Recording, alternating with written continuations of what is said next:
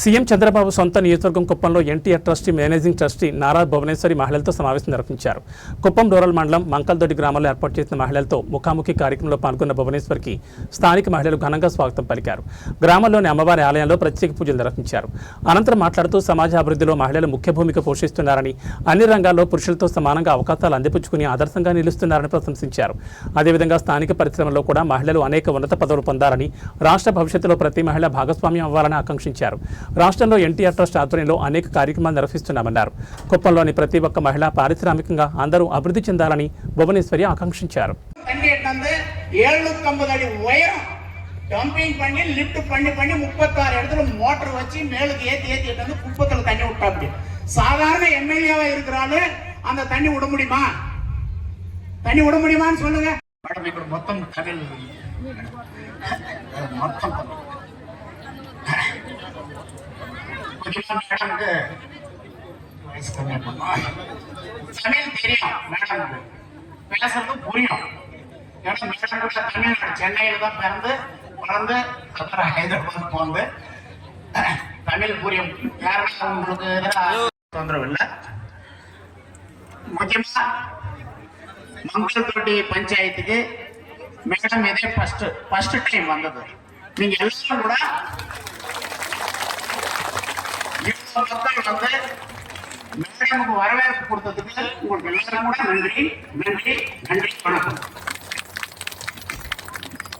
இந்த மக்களோட பஞ்சாயத்துல டெவலப்மெண்ட்னா என்னன்றத செஞ்சு காமிச்சது ஒரே ஒரு தெலுங்குதேசம் செஞ்சது நம்ம சந்திரபாபு நாயுடு.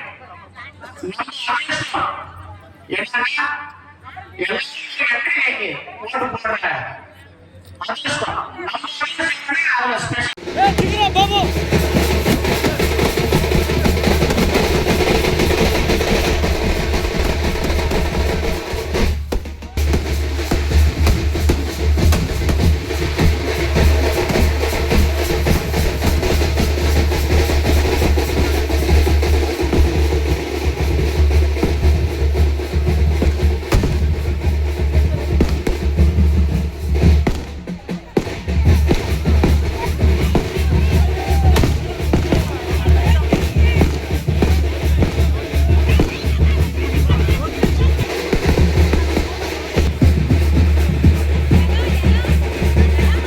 చంద్రబాబు నాయుడు గారికి, నారా లోకేష్ గారికి అమ్మ చూస్తుండగా వారికి కృతజ్ఞతలు కూడా తెలియజేసుకుంటున్నా. Thank you so much. మీరు భారతం పుట్టింది. ఒక మహిళ ఏడిస్తే, ఏ చిన్న సమస్య వస్తేనో మనమంతా మహిళలు చాలా బాధపడిపోతాం. మా పిల్లోడు సైకిల్లో పడిపోయాడు, మా భర్త పనిచేసే చోట స్పృహ తప్పి పడిపోయాడని.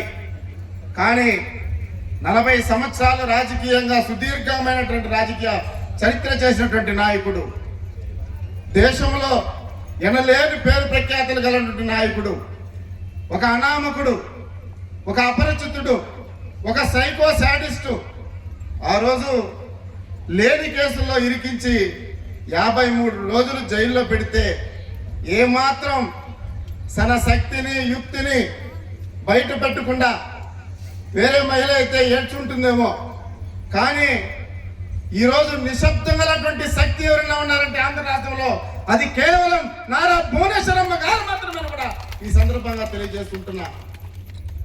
ఎందుకంటే మేడం గారు ఒక స్ఫూర్తిగా తీసుకోవాలి.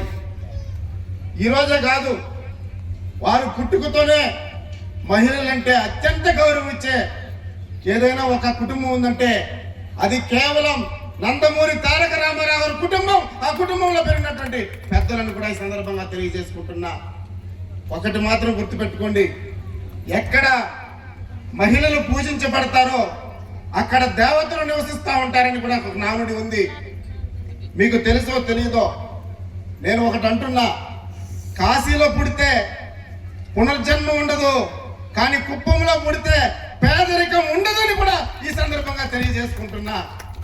అందుకే చెప్తున్నా, సోదరుల మహిళమ్మ అక్క